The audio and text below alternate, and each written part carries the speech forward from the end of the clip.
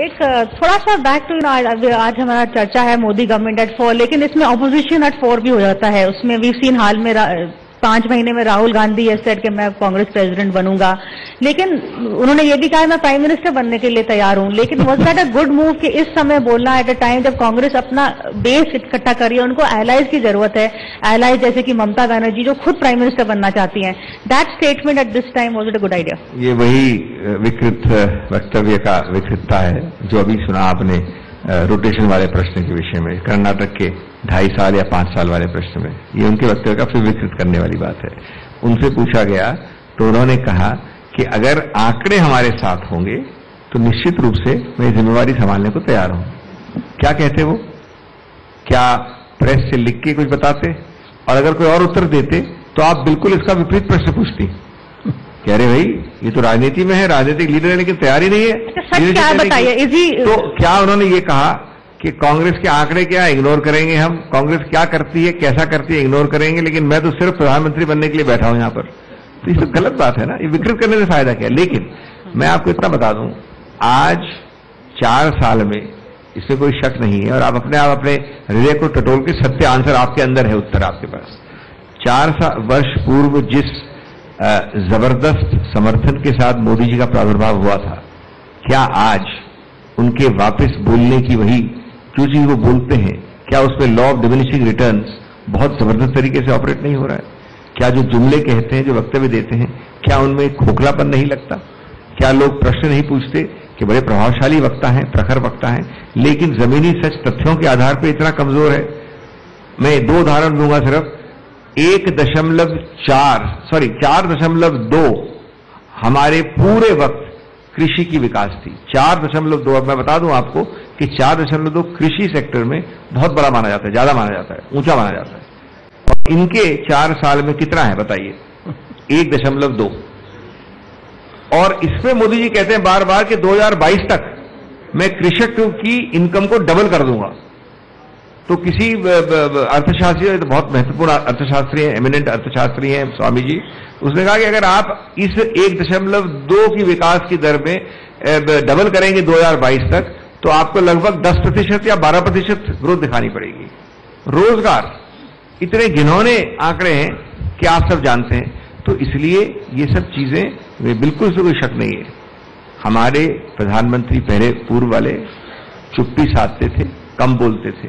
जब वो बोलते थे तो ठोस बोलते थे, उपलब्धियां बोलते थे, आंकड़े बोलते थे, हवा में नहीं बोलते थे। और मैं प्रेफर करूंगा हमारे देश और हमारे प्रधानमंत्री की सुरक्षा के लिए कि मैं ऐसा प्रधानमंत्री हो जो खोखले दावे न करे। लेकिन जो चुनाव तो फिर भी मोदी जी जीत रहे हैं ना, बीजेपी। कर्नाटक में भी हम ही जीते हैं, हम सबसे आगे हैं। उस आधार पे तो नहीं, कहां से पहुंचे? नहीं तो उस आधार 40 से पहुंचे हैं। इस प्रोजेक्ट से आप उस आधार से 10 साल हम भी जीते 10 साल। नहीं, वो अलग बात। मैं कह रहा हूं मणिपुर में तो कुछ था ही नहीं, हमारे पास कोई नहीं, कुछ नहीं था। अब ये मेड एन एंट्री, तो आपने डबल किया अपना सीट। तो देखिए प्रिया जी, हम भूल जाते हैं अभी ये नए कल के आए हुए लोग हैं। उससे पहले 10 साल सरकार हमारी थी। इतना गरूर, इतना अहंकार 4 साल में। उस 10 साल में लगभग 18 असेंबली स्टेट जीते हम, 16 या 18 याद नहीं मुझे। तो ये बातें तो होती है राजनीति। अरे भाई, एक बार क्या आप बन गए सुल्तान तो आप समझते हैं कि हमेशा के लिए। डॉक्टर साहब, इतना अहंकार 4 साल में? नहीं, अहंकार नहीं है। हम लोग अपना शक्ति को जानते हैं और परिचित हैं।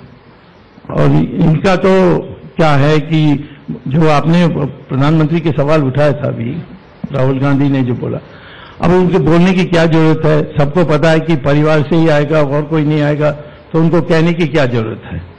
ये नहीं, परिवार के अंदर कोई झगड़ा है तो अलग बात है कि अब इसे वो अपना रिजर्वेशन कर रहे हैं कि मैं ही प्रधानमंत्री बनूंगा।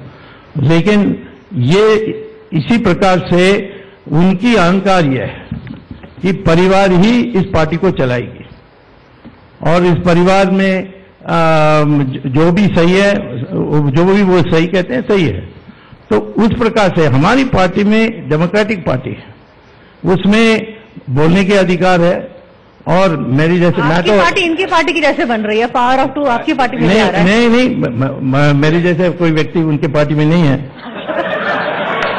अब ये अच्छी बात है बुरी बात है, आप बताइए।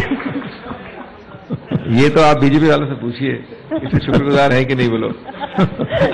लेकिन ये बार बार जो डायनेस्टी की बात होती है, इसमें जरा 2 मिनट लूंगा मैं। आपकी बड़ी अच्छी है, तालियां बजाने के लिए अच्छी है, लॉजिकली कितना जरा सोचिएगा इसके बारे में।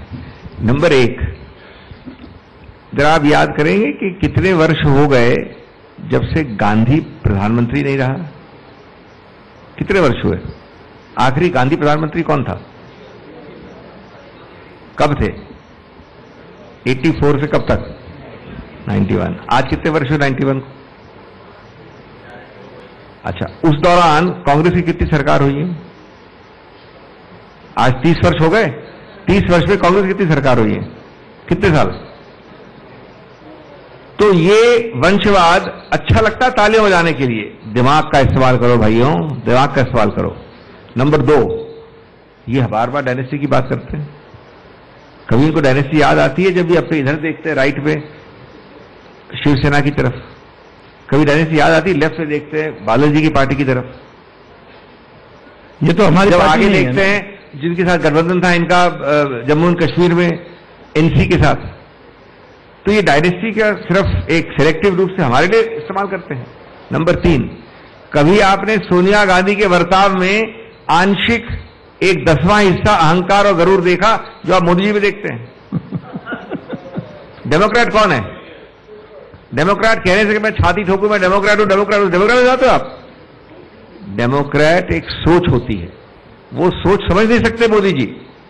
आज इस पार्टी में लोग कहते हैं, जो कहा ना शहीद अरुण शौरी जी ने कि 2 लोग हैं सिर्फ, उन्होंने 2.5 कहा था, मैं 2 कर रहा हूं उसको। ये 2 लोगों की पार्टी है जो 2 सीट थी इनकी 84 में। तो कभी हमारी पार्टी को आप 2 लोगों की पार्टी कह सकते थे, सिवाय इसके कि हाँ भाई गांधी का नाम है, आपको गांधी के नाम से चिढ़े।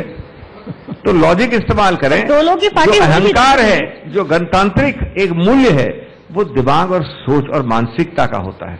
आज मैं समझता हूं, मैं बड़ा स्पष्ट कह रहा हूं, इस देश के 71 वर्ष के इतिहास में